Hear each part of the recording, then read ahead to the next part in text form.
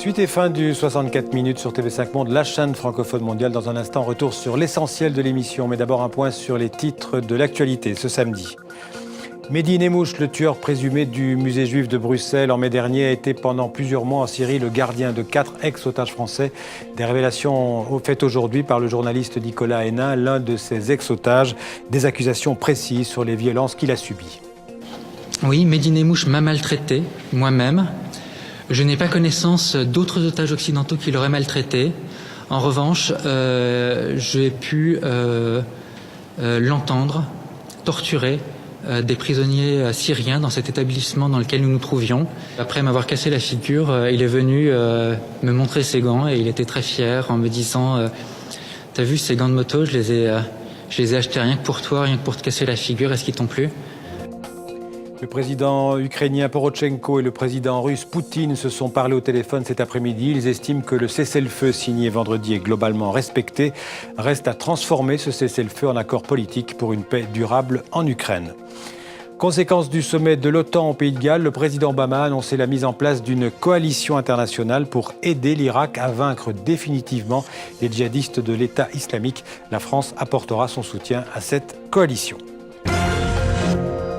Comme premier retour en images sur l'essentiel du 64 minutes, un résumé du Monde en français préparé par Baptiste Charbonnel et Aurore Marty. Oui, Mehdi Nemmouche m'a maltraité, moi-même.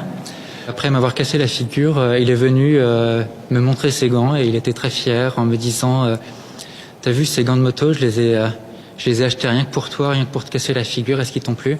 Les alliés de l'OTAN et leurs partenaires sont prêts à rejoindre une vaste coalition internationale pour combattre l'État islamique. Nous allons affaiblir et in fine vaincre l'État islamique. Pour l'instant, heureusement, rien de grave. Quelques tirs de part et d'autre qui ressemblent plus à des provocations. Mais dans l'est de l'Ukraine, la population, en tout cas, n'y croit pas. Les perspectives d'une paix durable semblent encore très lointaines. Un enfant sur 3 est brutalisé régulièrement. 120 millions de filles de moins de 20 ans, soit 1 sur 10, subissent des violences sexuelles, notamment en Afrique subsaharienne.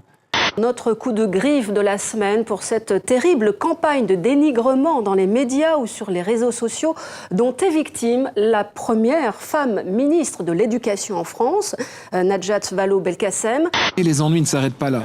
Alors que son nouveau gouvernement est formé depuis 9 jours, l'un des nouveaux membres de l'équipe, Thomas Thévenoud, secrétaire d'État au commerce, est forcé de démissionner, officiellement pour non-conformité avec les impôts. Autrement dit, il n'avait pas payé ses impôts pendant plusieurs années.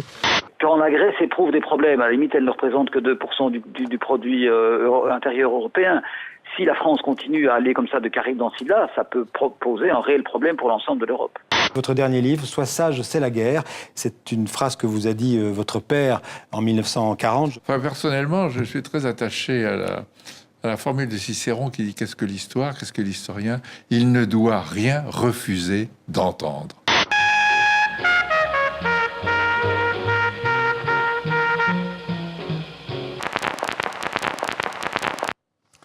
Avant de nous séparer, une pensée pour Serge Lazarevitch, le dernier otage français détenu quelque part au Sahel depuis 1017 jours. Pensez aussi pour tous les otages aux mains de Boko Haram au Nigeria. Voilà, fin du 64 minutes. Je vous donne rendez-vous demain avec toute l'équipe pour un nouveau tour du monde en français. Merci de votre fidélité à TV5 Monde. À demain.